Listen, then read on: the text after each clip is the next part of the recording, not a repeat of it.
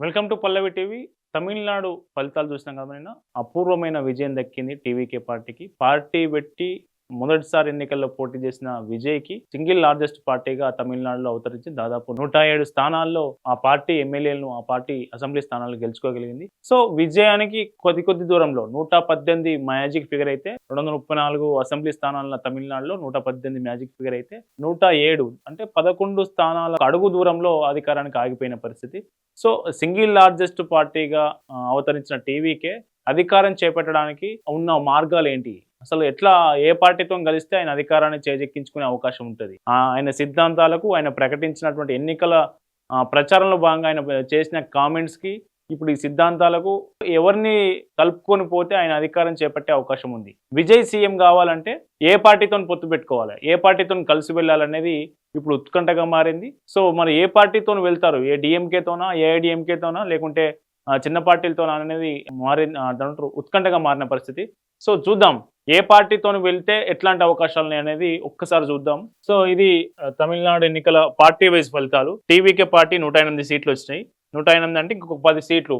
10 సీట్లు 10 మంది ఎమ్మెల్యేలు ఖచ్చితంగా ప్రభుత్వం అధికారం చేపట్టాలంటే, ప్రభుత్వాన్ని ఏర్పాటు చేయాలంటే ఇంకో 10 మంది కంపల్సరీ కావాలి. కొంత ఒక్క ఎమ్మెల్యే తగ్గినా మళ్ళీ ప్రభుత్వం పడిపోకూడదు కాబట్టి కొంత ఒక ఇద్దరు ఎక్కువ ఎమ్మెల్యేలు ఉంటేనే స్థిరమైన ప్రభుత్వం ఉంటుంది. సో 108 టీవీకి వచ్చిన, డిఎంకేకు 59, అట్లాగే అన్నా డిఎంకేకు 47, కాంగ్రెస్ కు 5, పిఎంకేకు 4, ఐయుఎంఎల్కు 2, సిపిఐ 2, బీసీకేకు 2, సిపిఐఎంకు 2, అట్లాగే బీజేపీకి 1, డిఎండికేకు 1, ఏఎంఎం కేఎంఎన్ కేజెడ్. సో దీనికి 1, మొత్తం 234 అసెంబ్లీ స్థానాలు కదా. సో విజయ్ ముందు 3 ఆప్షన్లు ఉన్నాయి. ఆ 3 ఆప్షన్లు ఏంటంటే, ఒకటి డిఎంకే కూటమిలో, డిఎంకే అలయన్స్ ఏదైతే ఉందో, డిఎంకే అలయన్స్ లో ఉన్నటువంటి పార్టీలతో ఆ పార్టీల అన్నిటిని కలుపుకొని వెళ్ళి ప్రభుత్వాన్ని ఏర్పాటు చేయాలి. సో డిఎంకే అలయన్స్ పార్టీలు ఏమున్నాయి మనం ఒకసారి చూస్తే, ద్రవిడ మున్నేట్ర కజగం డిఎంకే ఉంది, Indian national Congress, INC, BCK, CPM, CPI, IUML, అట్లాగే డిఎండికే. సో ఇక్కడ చూస్తే సిపిఎం కు సిపిఐకి 2, 4 అవుతాయి. అట్లాగే బీసీకే పార్టీకి 2, 6, ఐయుఎంఎల్ 8, సో అట్లాగే కాంగ్రెస్ 5, సో 5 ఇవి 8 అంటే 13 స్థానాలు. 13 అంటే డిఎంకే కాకుండా డిఎంకేతో పాటు అలయన్స్ లో ఉన్నటువంటి చిన్న చిన్న పార్టీలను, సిపిఐ, సిపిఎం, అట్లాగే కాంగ్రెస్, బీసీకే, ఐయుఎంఎల్ ఇట్లాంటి పార్టీలను కలుపుకొని పోతే ఖచ్చితంగా విజయ్ గవర్నమెంట్ ఏర్పాటు చేసే అవకాశం ఉంది. సో మరి ఆ పార్టీలన్నీ డిఎంకేని వదిలిపెట్టి వస్తాయా? ఇప్పుడు ఒకవేళ కాంగ్రెస్ విజయ్కి మద్దతు ఇచ్చింది అనుకుందాం. విజయ్కి మద్దతు ఇస్తే నెక్స్ట్ ఎలక్షన్స్ లో, పార్లమెంట్ ఎన్నికల్లో బీజేపీ నేతృత్వంలోని మోదీ ప్రభుత్వాన్ని ఓడగొట్టాలంటే కాంగ్రెస్ డిఎంకే సపోర్ట్ లేకుండా సాధ్యం కాదు. కాబట్టి కాంగ్రెస్ పార్టీ డిఎంకేని వదిలిపెట్టి విజయ్తోని పోదా అనేది మనం చెప్పలేని పరిస్థితి. తమిళనాడు ఎన్నికల్లో విజయ్ అపూర్వ విజయం సాధించిన తర్వాత రాహుల్ గాంధీ ఫోన్ చేసి కంగ్రాచులేషన్ చెప్పిండు. సో ఇది అపూర్వ విజయం అని ప్రశంసించిండు. సో ఒకవేళ డిఎంకే కాకుండా డిఎంకే అలయన్స్ పార్టీలు, కాంగ్రెస్ లాంటి చిన్న చిన్న పార్టీలు స్థానాలన్నీ కలుపుకుంటే విజయ్ ప్రభుత్వాన్ని ఏర్పాటు చేసే అవకాశం ఉంది. కానీ డిఎంకే అక్కడ తోడ్పాటును అందించాల్సిన అవసరం ఉంటుంది. అంటే పరోక్షంగా విజయ్కి డిఎంకే మద్దతు ఇవ్వాలి, లేకుంటే అది సాధ్యం కాదు. సో ఇంకొక రెండో అవకాశం ఏంటంటే, ఒకటి డిఎంకే అలయన్స్ పార్టీలతోని కలిసి వెళ్ళి ప్రభుత్వాన్ని ఏర్పాటు చేయడం ఫస్ట్ ఆప్షన్. సెకండ్ ఆప్షన్ ఏంటంటే కంప్లీట్ డిఎంకేతో కలిపి వెళ్ళడం రెండో ఆప్షన్. కంప్లీట్ డిఎంకేతో కలిసి వెళ్ళడం రెండో ఆప్షన్ లో ప్రజలు ఇచ్చినటువంటి మ్యాండేట్ కు కొంత వైరుధ్యం వచ్చే అవకాశం ఉంటుంది.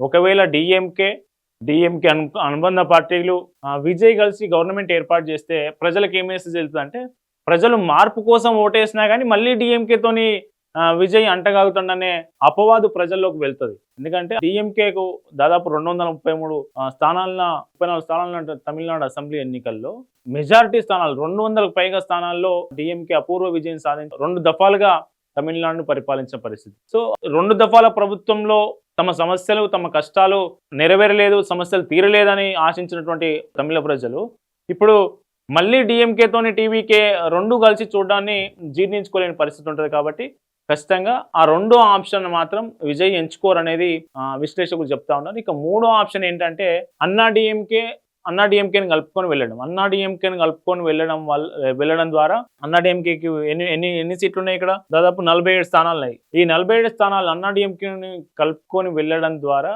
విజయ్ ప్రభుత్వాన్ని ఏర్పాటు చేయొచ్చు. ఇక్కడ కూడా ఒక ట్విస్ట్ ఉంది. ఇది కూడా సాధ్యం కాదు. ఎందుకు కాదు అంటే అన్నాడీఎంకే ఇప్పుడు బీజేపీతో కొలిషన్ అయ్యింది. BJP alliance party, BJP NDA కూటమిలో భాగంగా ఉంది. సో అన్నాడీఎంకే ఎన్డీఏ కూటమిలో, బీజేపీ కూటమిలో భాగంగా ఉంది కాబట్టి విజయ్ దానికి ఒప్పుకోడు. ఎందుకు ఒప్పుకోడు అంటే నాకు ప్రధాన శత్రువు బీజేపీ, నేను బీజేపీ మీదనే నా పోరాటం చేస్తా అని విజయ్ అసెంబ్లీ ఎన్నికల్లో చాలా చోట్ల ప్రచారంలో భాగంగా చెప్పిండు. సో ఆయన మాట్లాడిన మాటలకు కట్టుబడి ఉండాలి కాబట్టి బీజేపీతోని, మోదీతోని మన ప్రధాన శత్రుత్వం అని చెప్పిన తర్వాత బీజేపీ అలయన్స్ పార్టీని కలుపుకొని ప్రభుత్వాన్ని ఏర్పాటు చేసే అవకాశం అయితే ఉండదు. ఒకవేళ ఆ అవకాశం ఉంటే ఎట్లా ఉంటది అంటే అన్నాడీఎంకే బీజేపీతో తెగదెంపులు చేసుకుంటే మాత్రమే ఇది సాధ్యమవుతుంది. మరి అన్నాడీఎంకే బీజేపీతో తెగదెంపులు చేసుకోవడానికి సిద్ధంగా ఉందా? ఏం జరగబోతుంది అనేది తెలియదు. ప్రస్తుతానికి ఈ 3 ఆప్షన్లు అయితే ఉన్నాయి. సింగిల్ లార్జెస్ట్ పార్టీగా అవతరించినటువంటి టీవీకే ఇప్పటికిప్పుడు ప్రభుత్వాన్ని ఏర్పాటు చేసుకోవచ్చు, కానీ బల పరీక్షలో మాత్రం తన బలాన్ని నిరూపించుకోవాల్సిన అవసరం ఉంటది. సో ఇప్పటికే గవర్నర్ తో టీవీకే అధినేత విజయ్ సంప్రదింపులు జరుపుతా ఉన్నారు. మరోవైపు ఈ రోజు ఎమ్మెల్యేలందరితోని గెలిచిన 108 ఎమ్మెల్యేలతోని పార్టీ ఆఫీస్ లో సమావేశం నిర్వహిస్తా ఉన్నారు. వాళ్ళతో చర్చిస్తా ఉన్నారు. ఎవరితోని కలిసి ముందుకు వెళ్దాం, ఎట్లా గవర్నమెంట్ ఫామ్ చేద్దాం, ప్రజలకు మనం ఏం చేద్దాం, ఎట్లా పోతే బాగుంటది, ఎవరిని తీసుకొని పోదాం, ఎవరిని కలుపుకొని పోదాం అనే అంశం మీద పార్టీ ఎమ్మెల్యేలు, ముఖ్య నాయకులతో సమావేశం నడుస్తా ఉంది ప్రస్తుతానికి. సో విజయ్ ముందు ఈ 3 ఆప్షన్లో విజయ్ ఏ ఆప్షన్ చూస్ చేసుకుంటారు, ఎట్లా ముందుకెళ్తారు, గవర్నమెంట్ ఎట్లా ఫామ్ చేస్తారు అనేది ఉత్కంఠగా మారింది. సో విజయ్ ఏం చేస్తే బాగుంటుంది అనేది మీరు మీ అభిప్రాయాలను కామెంట్ రూపంలో తెలియజేయండి. చూస్తూనే ఉండండి పల్లవి టీవీ.